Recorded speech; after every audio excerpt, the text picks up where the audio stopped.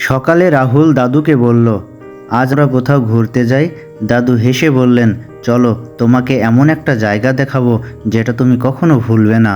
পানি ও ফল নিয়ে তারা পাশের গ্রামের জঙ্গলে পৌঁছে গেল। জঙ্গলে ঢুকতেই রাহুল মুগ্ধ। গাছপালা, পাখির ডাক, বাতাসের শব্দ। দাদু বললেন, প্রকৃতির প্রতিটি জিনিসের গল্প আছে, মন দিয়ে শোনো। এক কাঠবিড়ালি ডাল থেকে ডালে লাফাচ্ছে। দাদু বললেন, ওদের ভয় দেখিও না, স্বাধীন থাকতে দাও। পাশে কল কল করে বইছে ঝর্ণা। ঝর্ণার ধারে দাদু বললেন, পাখি, গাছ, প্রাণী সবই আমাদের জীবনের অংশ।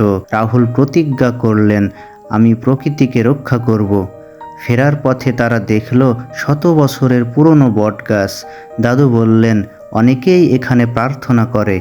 দাদু মুগ্ধ হয়ে গাছ ছুঁয়ে দেখল, উপরের ডাল থেকে এক পাখি রঙিন পালক ফেলে দিল। দাদু বললেন, প্রকৃতি এভাবেই ভালোবাসা ফিরিয়ে দেয়। রাহুল পলকটি পকেটে রাখল। বাড়ি ফিরে রাহুল মাকে পলক দেখালো ও গল্প বলল।